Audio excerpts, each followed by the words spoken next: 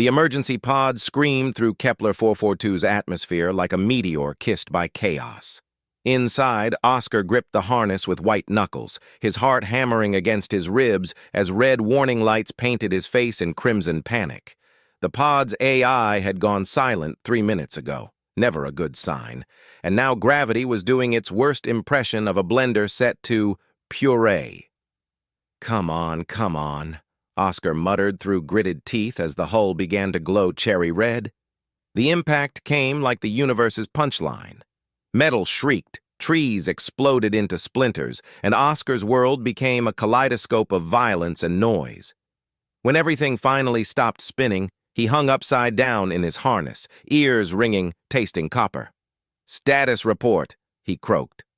Silence. The AI was well and truly dead. Oscar unbuckled and crashed onto what was now the ceiling, groaning. Through the cracked viewport, he could see vegetation, if you could call it that. Massive fern-like structures towered overhead, their fronds a disturbing shade of purple-black that seemed to absorb light rather than reflect it. The air that hissed through the hull breach smelled wrong. Sulfuric, organic, like something had died and been reborn as a gas. He checked his survival pack. Water purifier, energy bars, medical kit, plasma cutter, and his personal tablet. The tablet's screen flickered to life, and Oscar's stomach dropped harder than the pod had. Planetary classification. Class 9 Death World. Survival. Probability. 0.03% dominant. Life forms. Apex predators. Multiple species. Rescue. Availability. 47 standard days. 47 days, Oscar laughed, the sound edging toward hysteria. Great. Just great. Day 3. The thing about death worlds, Oscar discovered, was that everything wanted to kill you with an enthusiasm that bordered on artistic. The plants secreted acid. The insects were the size of dinner plates and hunted in swarms. The water was toxic unless triple filtered. And the predators, oh, the predators were something special. He'd already had 3 close calls. A serpent thing with crystalline scales that refracted light for camouflage, a bear-sized arthropod that spat neurotoxin, and something in the canopy that he never actually saw but heard screaming in a frequency that made his bones ache. But Oscar was human. And humans, as it turned out, were very good at not dying when they absolutely should. He built his shelter in a cave system, using the plasma cutter to seal the entrance partially. He learned which plants were merely poisonous versus immediately lethal. He fashioned crude weapons from pod wreckage and local materials, and somehow, impossibly, he survived. By day 3, he'd even started to enjoy the twin sun's warmth on his skin. Day 12. Oscar heard the roar before he saw the creature. It erupted from the undergrowth like a nightmare given flesh, quadrupedal, covered in obsidian black scales that rippled with bioluminescent patterns, a maw full of serrated crystal teeth, and 6 eyes that glowed like molten gold. It stood easily 3 meters at the shoulder, a Class 9 apex predator, the kind that extermination protocols were designed for.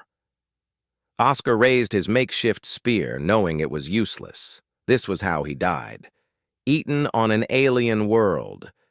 47 days too early for rescue. But the creature didn't attack. It circled him, those 6 eyes analyzing, calculating. Then it made a sound, not quite a growl, not quite a purr, and sat, like a dog awaiting a command. Oscar blinked. "You've got to be kidding me." The predator, he decided to call it Void because of its coloring, tilted its massive head. "Are you hungry?" Oscar pulled an energy bar from his pack, unwrapped it, and tossed it over. Void caught it midair, swallowed it whole, and made that sound again. Closer now, Oscar realized it was almost pleased. "Well," Oscar said, still processing, "this is new." Day 28. Void turned out to be an excellent hunting partner. The creature understood tactics, could track prey across kilometers, and apparently considered Oscar part of its pack. Together, they dominated their section of the forest. The other predators learned quickly. Avoid the human and his shadow. Oscar had even rigged a sort of saddle from pod materials and plant fibers. Riding Void felt like controlling a living tank powered by rage and bioluminescence.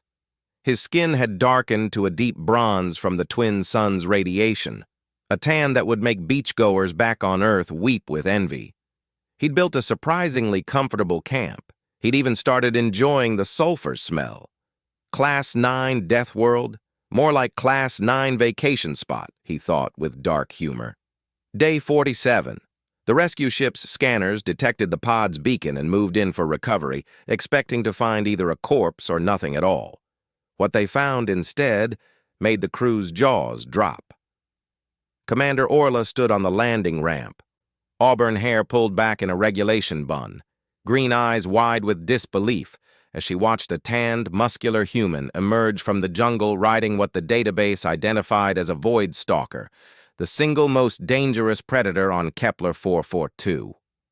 Oscar waved cheerfully, as if he'd just returned from a spa retreat. "Hey, perfect timing!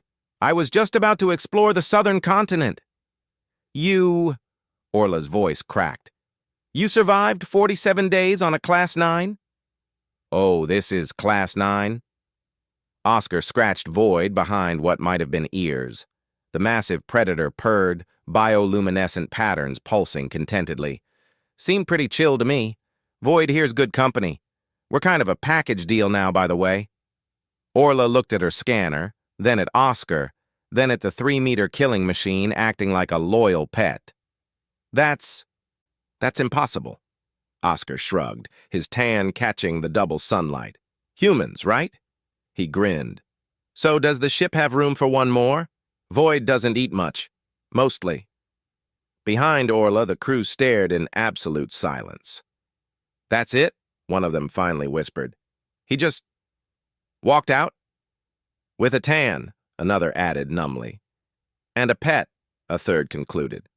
Oscar climbed aboard, Void padding behind him with predatory grace. "Oh, and if you've got any Class 10 worlds that need exploring, let me know.